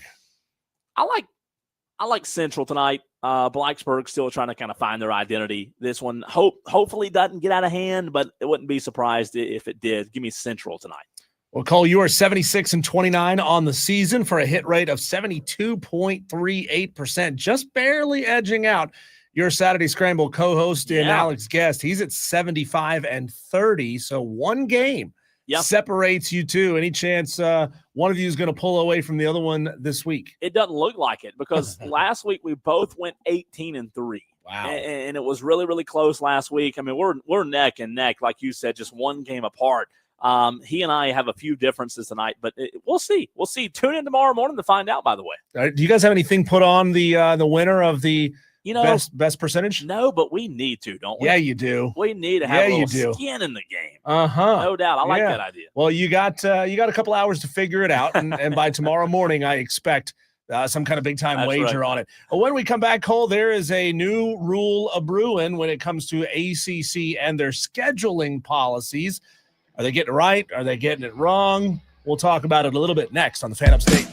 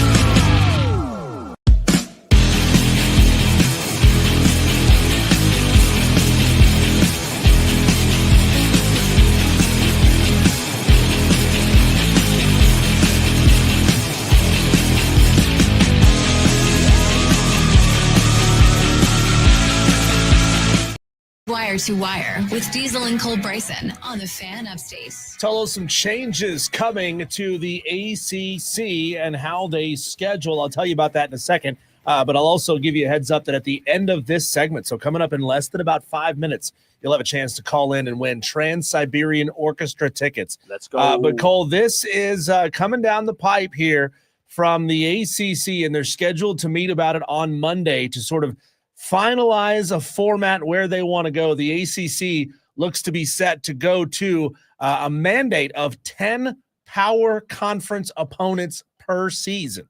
That is what we know so far. That is approved. 10 mandated power conference teams per season. What's on the docket to discuss is whether or not they want to go to stay with an 8-team conference schedule and say play 2 out of conference power opponents, or if they want to go to 9 conference games and have 1 out of conference power opponent. Interesting. So what you're saying is basically the ACC follows suit. Yeah. Of the SEC. Is that we knew it was coming. We did. We did. So, I do find it interesting on the last 2 options you gave me, which, Diesel, you're saying 1 non-conference game could be an option?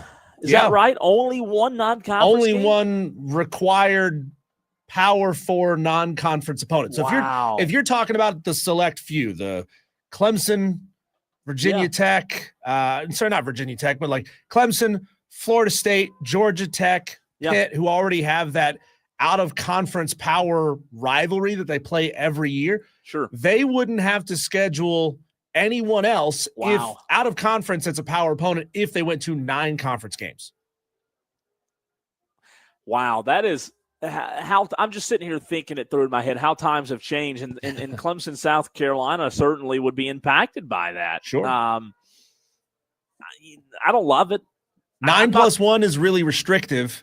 8 plus 2 kind of maintains where you are, but has that requirement. You have to schedule at least 1 more outside of that annual rivalry game. I think I'd lean 8 plus 2, Diesel. Yeah. Just a little more flexibility there. In a world where everybody is kind of marching to the beat of the same drum. Yeah. I think it's okay for the ACC to step out and do it their own way because, Cole, think about it like this. If you're Clemson and you now have to schedule a 9th conference game, and that draw is no disrespect to them, but a Boston College or a Pitt or an NC State or a Duke that you don't play that year, is it really helping you that much anyway? Well, maybe not. The only thing I could think to counter that, Diesel, would just be in terms of programs that need an extra boost, right? Mm-hmm. Does that make sense, kind of having the option to have a boost? Yeah. Because at 9, and you've already got that 1 rivalry game, you don't really have an option to have the LSU game means. Now, look, the reality of it is we know in the SEC you don't need that extra boost. It's not needed. In the ACC, it might be, though. It might be. It's interesting. I just think ultimately I would prefer having the little wiggle room. There's not a lot of wiggle room, Diesel, but I think I prefer having the little wiggle. 9-1, that's tight. I want them to get creative, though, Cole. If they're going to go to a 9-conference game schedule, get creative, okay? Pick a point during the season, and maybe that's week number 6, week number 7, something like that. Rank the teams, and then you play one team that's in a quad 1, if you're a quad 1. Yeah. That flexes. So you have the flex option. If you're a quad 1 team, you're going to get another quad 1 opponent. If you're a quad 2 team, you're going to get a quad 2 opponent, somebody that is in your conference who you did not play as part of your regular season. You can't go off any kind of preseason rankings because you just don't know what these teams are going to be sometimes. You got to let it play out a little bit. You get to week number 8 or so, you make that determination, and then you flex that game onto the schedule for week number 11 or 12. JB says, from what I was reading, it'll be 8 conference games plus 2 Power 4 non-conference games and 2 cupcakes. Tolos, it is time to look at the weekend menu, the best games and the time slots that you will be sitting your butt on the couch tomorrow. We'll look at the best games in each time slot That's next, right here on the Fan Upstate. Tolos, it's also your chance to win Trans-Siberian Orchestra tickets. Be caller number 5 right now at 844-32.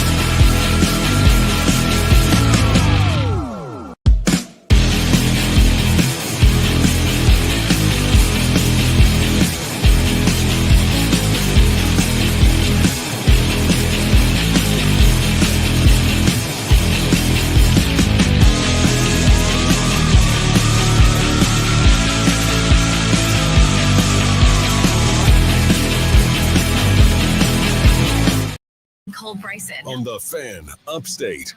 Well, did we get a winner? Winner chicken dinner, Diesel? Did we get a lucky one today?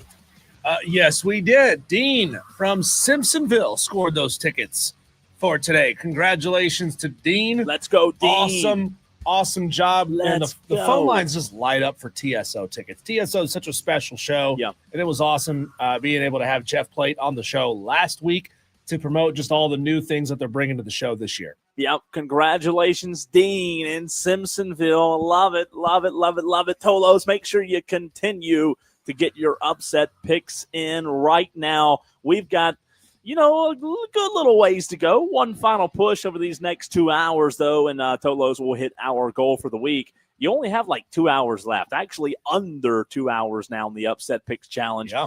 844-326-3663. Make sure you get them in and do so swiftly. As Diesel, we look ahead to this weekend.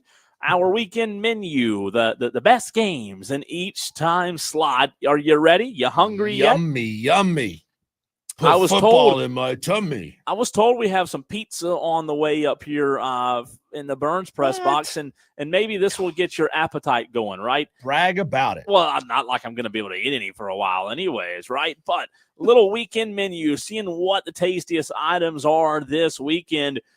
There are 2 games tonight, Diesel. Tulsa takes on Oklahoma State. Oklahoma State, a 10.5-point favorite. Ooh. And Iowa Rutgers at 9 o'clock. No top 25 teams. Anything there that piques your interest? Oh, man. Can we watch Rutgers play football? I know that – God, that's terrible, man. But they're 3-0. They're 3-0. Who cares? They're It's 3-0. Rutgers. Come on. No, I don't give a rip about Iowa Rutgers one bit. People were making fun of that one as soon as Rutgers came into the conference. Like, who's going to be watching Iowa Rutgers on a random Friday night? The answer is Tulsa at Oklahoma State. I know that Oklahoma State got absolutely mollywopped against Oregon a couple of weeks back. But this one, to me, I love it because it has in-state intrigue, right? It's the small private school. It's the G5 on the road at the P4. And I think there's a chance that Tulsa could get it done tonight. I'm interested in that one. I love Tulsa King, but I don't know that I love Tulsa football. So we'll see. I'll be watching Tulsa. Tulsa's 1-2 on Sunday. They beat up on Abilene Christian. They lost by a touchdown to New Mexico State on the road. And then they lost by, looks like about 3 touchdowns at home against Navy. All right, well, let's go to the noon time slot since that one didn't do it for you, Diesel. Noon o'clock tomorrow. What do we have? The weekend menu, the tastiest games in that noon window. You're sitting down. You just watch College game day. You might have something good to eat. You might have something cold to drink. You're ready for the first taste of college football. 2 top 25 teams, Texas Tech and Utah tomorrow at noon. That one is in Utah, where Utah is a 3.5-point favorite. You also have Arkansas, Memphis, throwing that one out there. Syracuse, Clemson in the noon time slot. Clemson no longer a ranked team. Diesel, 12:45 I'm going to include as well. Tennessee host UAB, both teams 2-1. And that's pretty much it. That noon time slot tomorrow, not the sexiest, not the tastiest. You have Maryland, Wisconsin on NBC, Texas Tech, Utah, Clemson, Syracuse, or I'll throw one more, SMU, TCU. Any interest? That one's fun. The battle of the Christians in the state of Texas, the Methodists versus, I don't know what denomination TCU is affiliated with. But that's a fun one. Also, Cole, we have Wofford on the road at Virginia Tech. I know it's got some hyper localized flavor, but I mean, how many more transfers out would we see if Virginia Tech lost at home to Wofford? It would be bad. It'd be real bad because I'll tell you why. Wofford's even worse. Let me say this, public record. This is Cole's thoughts. Cole's opinion doesn't reflect the Fan Upstate in any way, shape, or form. But Wofford Athletics is a big fat joke right now. It's a big fat joke with everything happening over there at Wofford College. The admin, the athletics, everybody should be ashamed. You know what? Everybody, people are in power for reasons, and I get that, respect that. But those in charge of a Wofford Athletics, again, This is just my opinion. They should be ashamed. They're ruining Wofford Athletics. Wofford Athletics used to mean something, and right now they don't mean anything. It's just the leadership. It's pathetic in my opinion.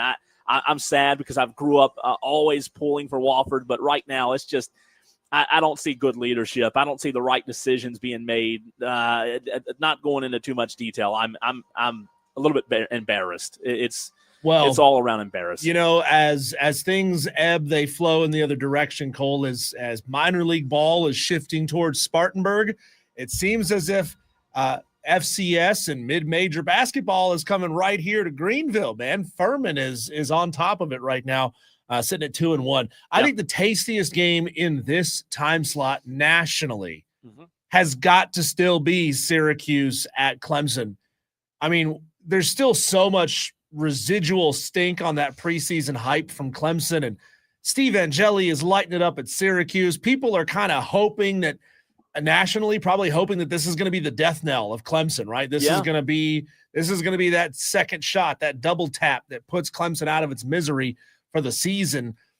I don't think that's going to happen, but then again, I didn't think any of this was going to happen for Clemson this year. No, I'm with you. I think it's a weak noon slot, and for that reason, I'll say Clemson-Syracuse is also the one that I believe draws the most attention in that noontime slot. Dewey on the stream says Wofford will be the next school to shut down.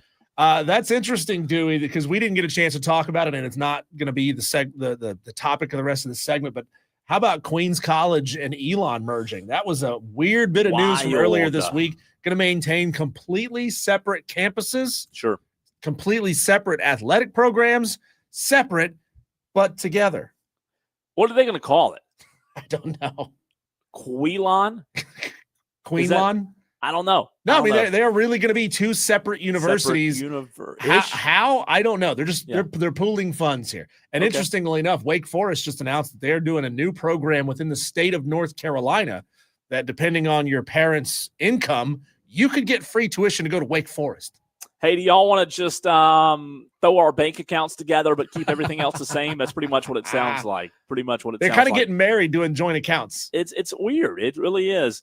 In the afternoon time slot, we'll combine 3:30-ish, 4 o'clock-ish in that afternoon time slot here, Diesel. Right off the bat, you have Oregon State. Oregon State's just one of the worst teams in football. Oregon favored by 34.5 points. What a rivalry game that's become. Florida State playing Kent State tomorrow in that time slot. Here you go. 3:30 tomorrow. Auburn, Oklahoma, 11 versus 22. Oklahoma at home, favored by 6.5 points. Also in that time slot, you have Tulane at Ole Miss, 3-0 teams battling it out. You also, at 3:30, have Michigan, Nebraska. You got Penn State, Notre Dame. You have North Carolina, UCF. JMU Liberty out there at 3:30. And then you look at 4 o'clock-ish NC State Duke, but that's not a bad 3 o'clock, 3:30 window there, Diesel.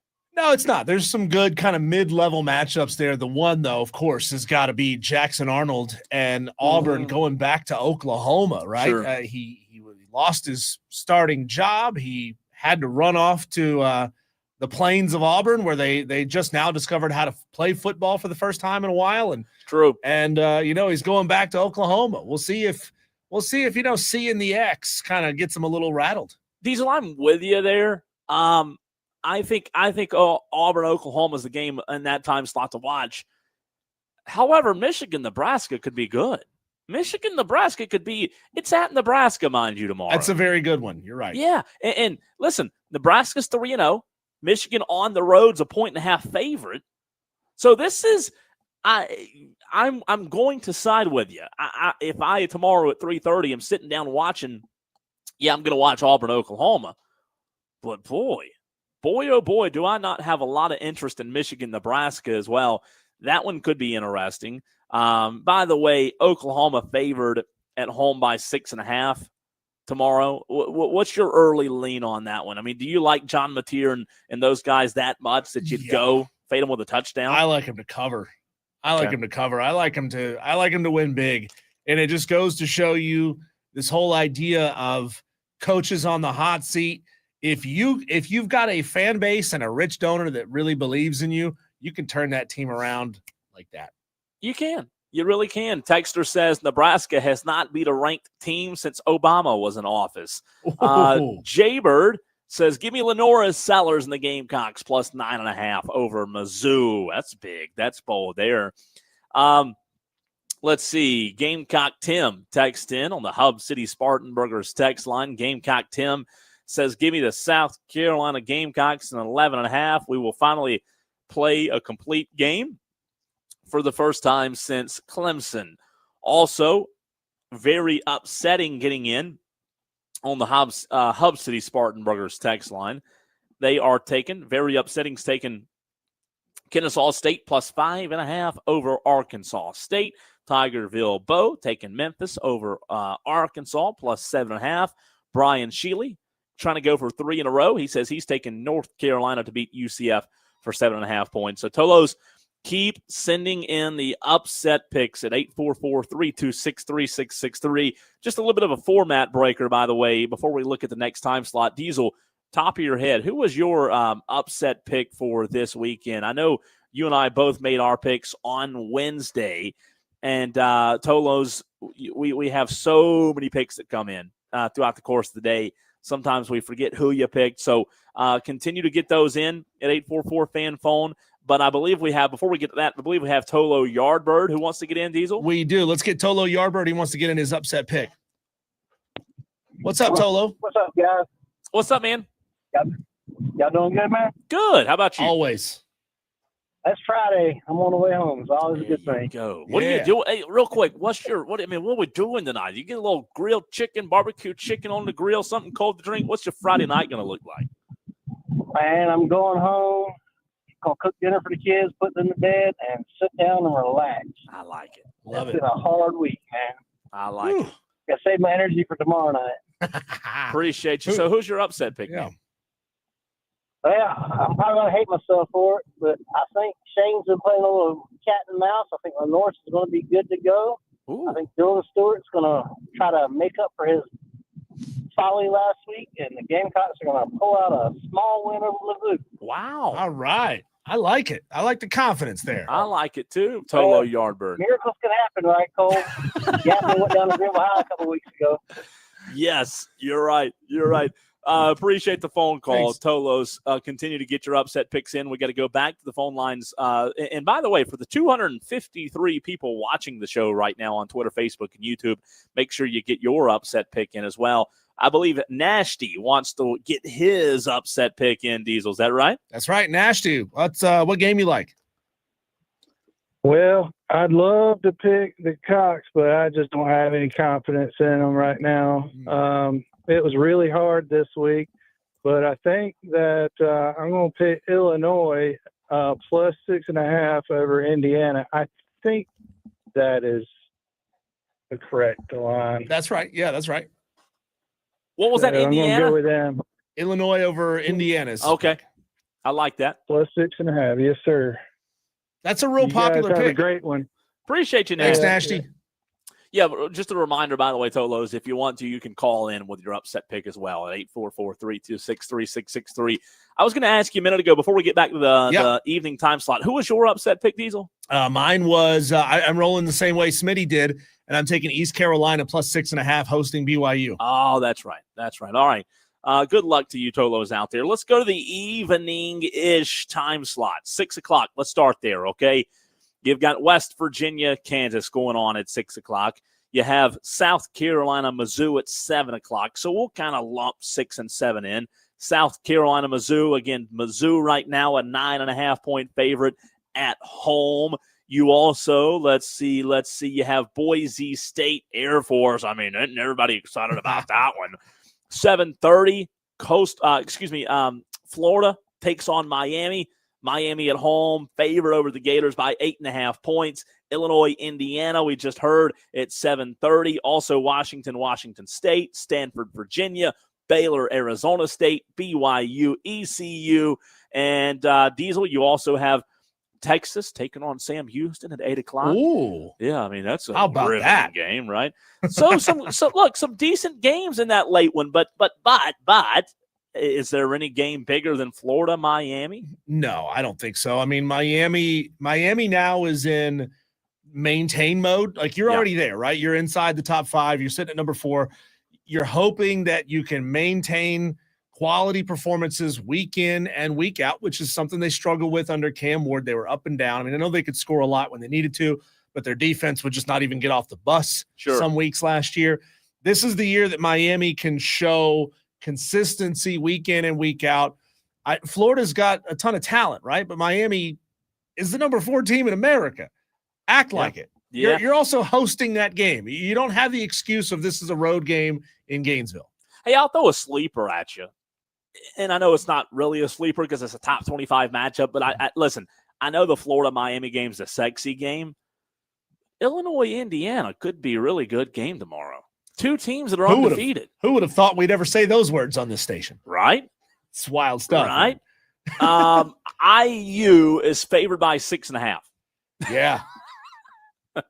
I mean, think about that. That's people have been bagging on the Big Ten now for years, saying that as a top-heavy conference, that it's Ohio State and it's Penn State and it's everybody else. Sure. Well, we know that obviously they had to buy Oregon to bring him in, so they bought a new sexy car. Great, you got Oregon. Yeah. Now you got the border schools, the Illinois and the Iowa, not Iowa, but Indiana. That nobody ever really expects a lot out of those programs. And maybe they can't maintain it for another 20 years. But, hey, right now, they're good. And, they are. And that's going to be a fun matchup. Before we run to a break, Diesel, a little dessert for you tomorrow night. If you're staying up late, you have Wyoming, Colorado, 10:15, Cal and San Diego State at 10:30. Listen to this, 11 o'clock, you have Michigan State and USC. Southern Cal favored by 18.5 points at home over 3-0 Michigan State. And at 11:59 for the second week in a row, Hawaii takes on Fresno State. Fresno State favored. In this one, Fresno State and Hawaii are both 3-1. Diesel, if you're staying up late, you're watching Prime, you're watching Lincoln Riley, you're watching Hawaii. What are you doing here? I think I'm watching that Michigan State USC game because, like you said, USC's they're a ranked team in Michigan State. If they win this game, they're going to be in there as well. I'm with you. They've dominated twice. They gave up a lot of points to Boston College. That was a 42-40 game in East Lansing. But, hey, you win this one, all of a sudden you're going to be a ranked team. Maybe we'll see Colorado put things together. They're favored by 12.5. They're playing Caden Salter. That's right. We'll see. Should be a lot of fun, Tolos. Continue, before we run to a break, continue to get those upset picks in at 844-326-3663. I'm going to blow your mind here, Cole. At 3-0, Michigan State did not even get a vote this week in the top 25. Like, not they're not in the top 25. Disrespect. They're not even in the others receiving votes category. Wow, how about that? So that's an interesting little situation there. Even though they're 3-0, I didn't think that was legally possible. But we know that the AP top 25 is a little suspect from time to time. A team that is not suspect, a team that has gotten off to a really good start, given the fact that they're still a young football team. The Furman Paladins. Clay Hendricks, the head football coach of the 2-1 Furman Paladins with 2 close victories and a close loss, going to join us next right here on the Fan Upstate, 97.7 FM Greenville, 97.1 FM Spartanburg, and everywhere on the free Odyssey app.